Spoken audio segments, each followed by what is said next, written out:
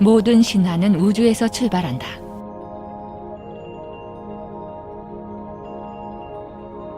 우주가 있다. 텅 비어있는 것처럼 보이지만 삼라만상으로 충만한 우주. 이 우주와 인간이 살고 있는 지상을 연결하는 곳에 신들이 살고 있다.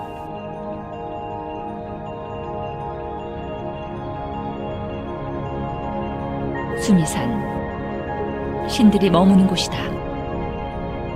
이곳에는 신들이 머무는 6개의 하늘이 있다.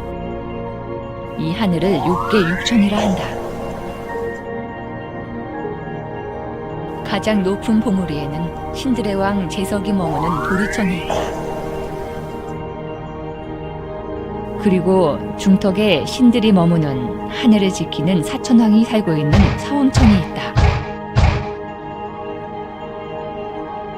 사왕천에는 동쪽을 관장하는 지국천왕, 남쪽을 관장하는 증장천왕, 서쪽을 관장하는 광목천왕, 북쪽을 관장하는 다문천왕이 살고 있다. 이렇게 사천왕이 머물고 있는 서왕천이 바로 신들의 세계가 시작되는 곳이다. 2500년 전 인도에서 탄생한 불교는 신화를 흡수하며 새로운 세계관을 창조했다. 이러한 세계관은 부처의 가르침과 함께 중국을 거쳐 우리나라에 전해졌고, 사찰은 신들이 머무는 세계를 축소한 작은 우주가 되었다.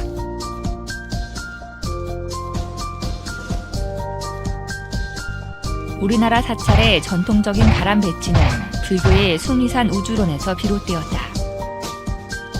우주와 지상을 이어주는 세계의 중심 수미산. 이곳 최하단에 성역의 시작점을 상징하는 일주문. 수미산 중턱에서 동서남북을 에워싸고 신들의 세계를 수호하는 사왕천을 상징하는 천왕문. 그리고 수미산 정상에 위치한 도리천의 입구를 상징하는 해탈문을 지나 부처님 계신 대웅전에 이르게 된다. 기둥만 있을 뿐 문짝이 없는 일주문은 중생이 머무르는 곳과 불법에 귀의한 사람들이 머무는 곳을 구분하는 경계다. 4명의 수호천왕이 무서운 모습으로 2명씩 마주 서 있는 천왕문은 일주문 안에 들어온 모든 존재를 지켜주는 역할을 한다.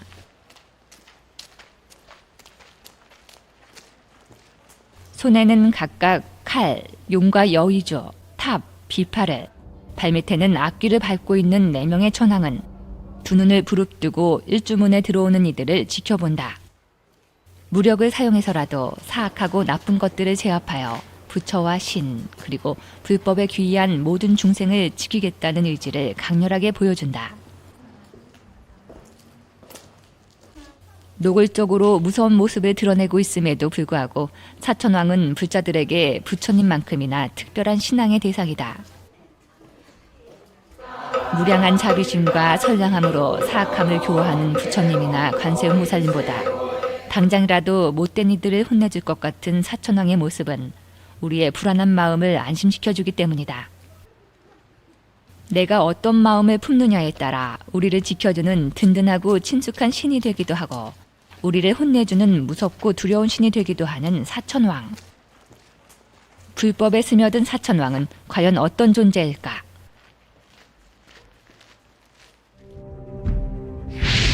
수미산 중턱의 동쪽에 머물며 동방세계를 돌보고 수호하는 천신의 이름은 동방지국천왕이다. 그는 나라를 다스리고 백성을 편안하게 하는 신으로 악한 자에게는 벌을, 선한 자에게는 상을 주며 동방의 백성들이 부처님의 법에 따라 바르게 살아가도록 보살핀다. 수미산 중턱의 남쪽에 머물며 남방세계의 중생을 보살피는 천신의 이름은 남방증장천왕이다. 그는 우리가 살아가고 있는 남선부주를 관장하며 부처님의 법에 따라 중생의 삶에 이로움이 많이 늘어나도록 돕는다.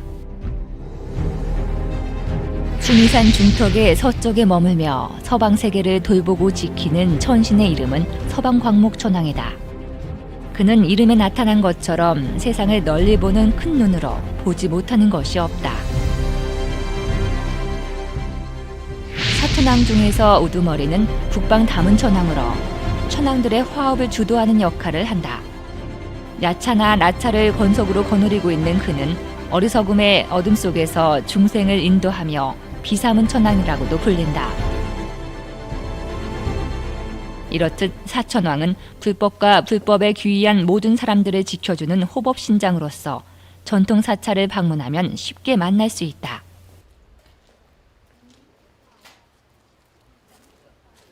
사천왕의 형태는 다양하다.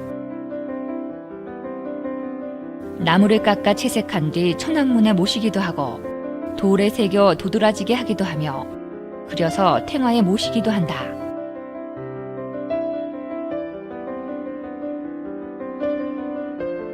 대표적인 예로 통도사의 사천왕과 석굴암의 사천왕상, 법주사 사천왕석 등 직지사 삼존불 후불탱화가 있다. 사찰의 여건에 따라서는 문에 그려 사천왕을 모시기도 한다. 어떻게든 사천왕을 모셔 불법을 수호하고자 하는 각 사찰들의 노력을 엿볼 수 있는 대목이다. 반면에 한국불교를 대표하는 대한불교 조계종 총본산 조계사에서는 사천왕을 칭견할 수 없었다. 도심 한가운데에서 전통적인 가람 배치를 구성할 수 없었기 때문이다. 본디 조계사에 사천왕이 없었던 것은 아니었다. 전통적인 가람과 배치 자체가 달랐던 조계사는 천왕문이 없었고 궁여지책으로 조각이 아닌 그림으로 된 사천왕이 일주문안 기둥에 포스터처럼 붙여진 모습을 하고 있었다. 하지만 그조차도 어느 순간부터는 사라졌고 한국불교의 총본산이면서 조계사는 천왕문과 사천왕이 없는 사찰이 되었다.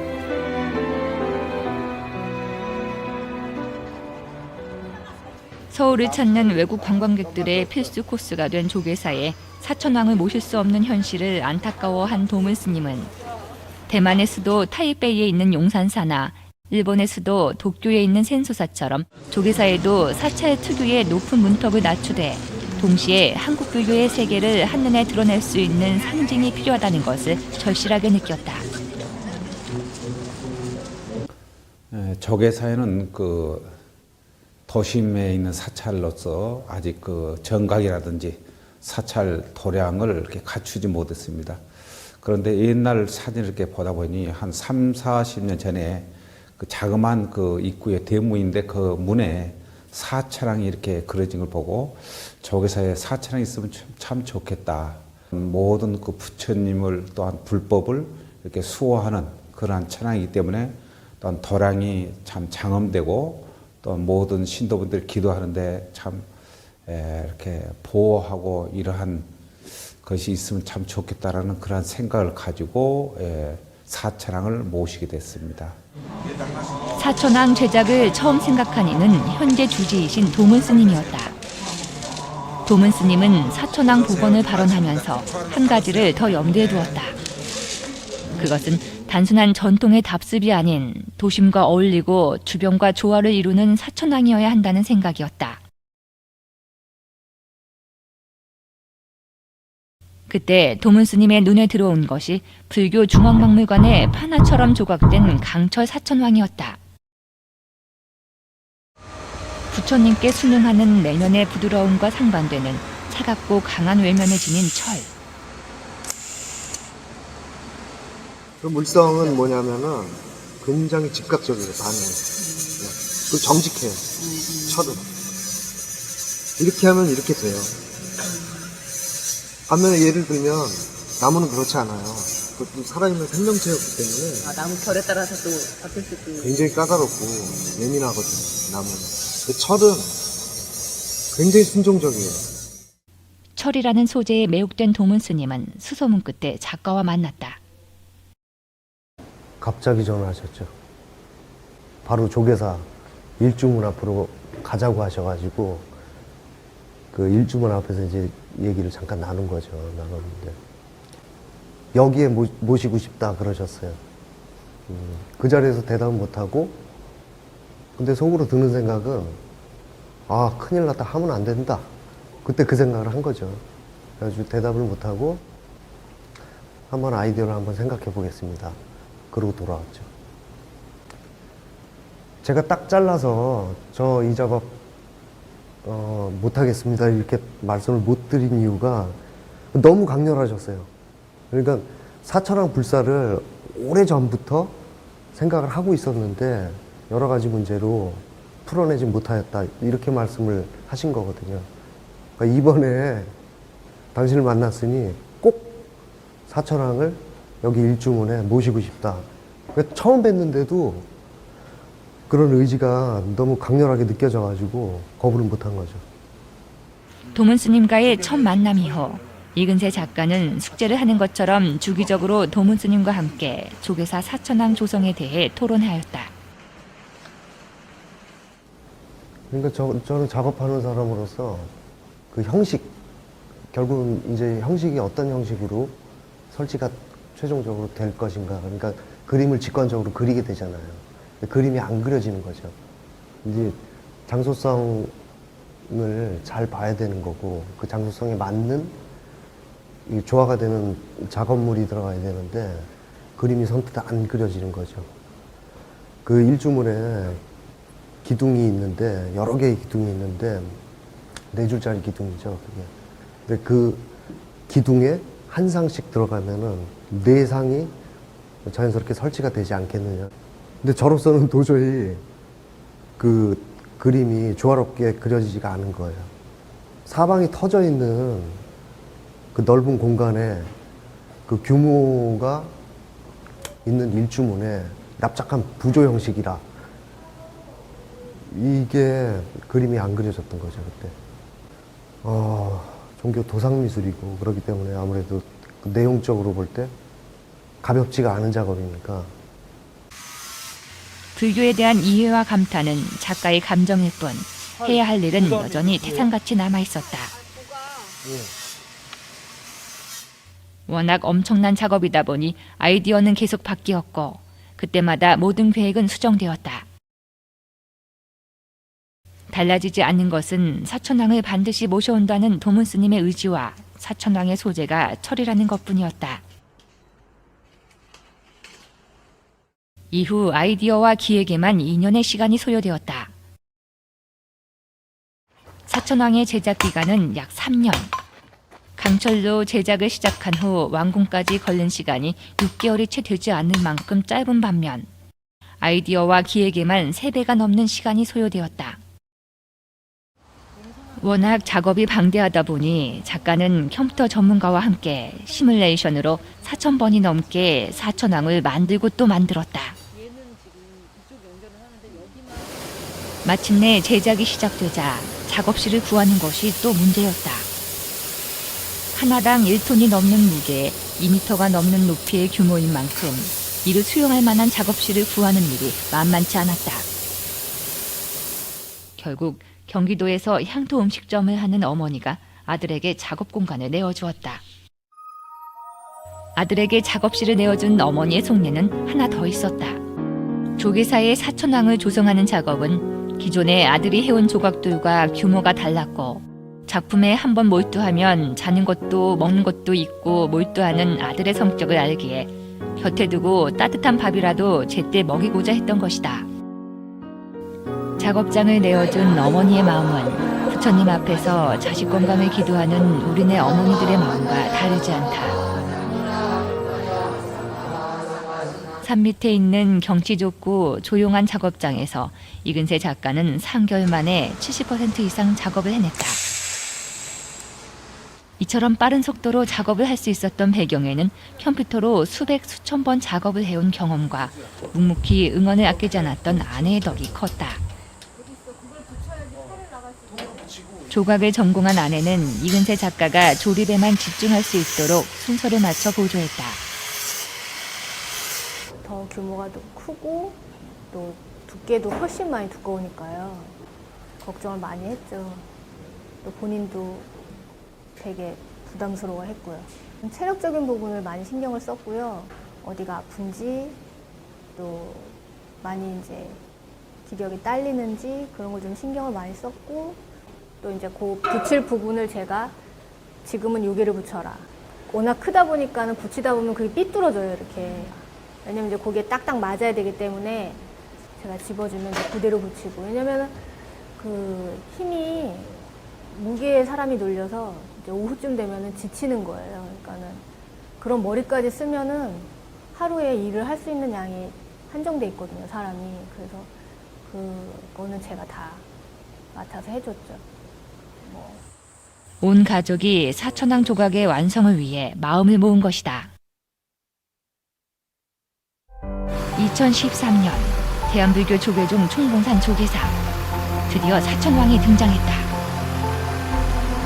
사천왕이 세워진 곳은 일주문 안쪽이 아닌 일주문 앞. 일주문 기둥마다 한 분씩 모시는 방식을 채택했다.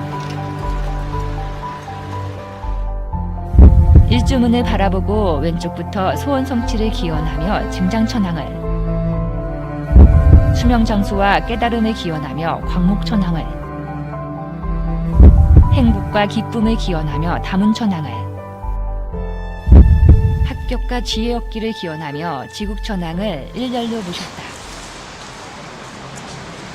전통적인 가람배치 형식에서 탈피하여 공간적 환경을 극복한 조계사만의 선택이었다.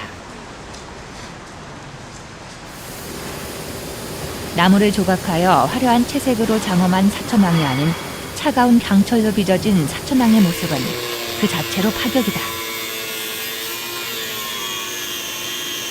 사천왕을 제작하는 데 사용된 강철은 약 4톤. 정교한 평면 강철을 겹쳐 완성한 각각의 천왕은 평균 1톤의 무게에서 뿜어내는 압도적인 위압감과 생동감을 자랑한다.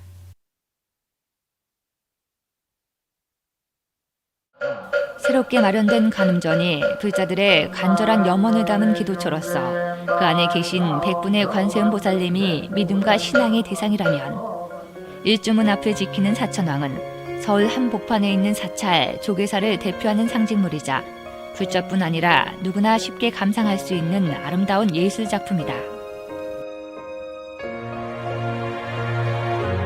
광화문 강정에 있는 충무공 동상이나 세종대왕 동상처럼 인사동을 거쳐 조계사를 지나가는 모든 이들은 연령이나 국적, 종교나 성별에 상관없이 사천왕을 만날 수 있다.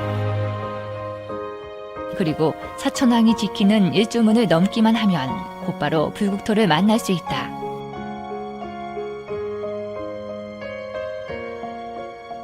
고요한 산속에 있는 사찰이 아니라 시끄럽고 복잡한 도심 한가운데 있는 사찰이기에 강철로 된 조계사의 사천왕은 주변의 경관은 물론 도시의 특유의 성격과 어우러진다. 도시화와 산업화로 숨가쁘게 달려온 지난 100년, 많은 사람들이 살고 있는 도시에서는 크고 작은 폭력과 범죄가 끊이지 않는다. 그렇기 때문에 바른 법과 자비를 베푸는 부처님과 부처님의 법과 자비를 지키는 강력한 수호신이 필요하다. 사바세계를 향해 두 눈을 부릅뜬 사천왕은 악을 처벌하는 신이기에 안도감을 준다. 동시에 착하고 바르게 살아야겠다는 다짐을 하게 만든다. 착한 사람에게 상을 주며 백성과 나라를 보살피는 사천왕은 신들의 왕 죄석의 보살핌을 받는다.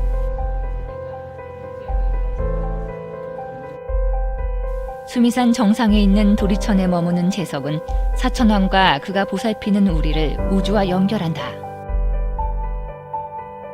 거대한 우주 안에서 우리는 태어나고 살아가고 생을 마치고 다시 태어난다. 다음 생에도 신들의 보살핌을 받은 착한 사람이 되길 바라며 무서운 얼굴의 사천왕은 우리에게 그렇게 희망을 주고 있다.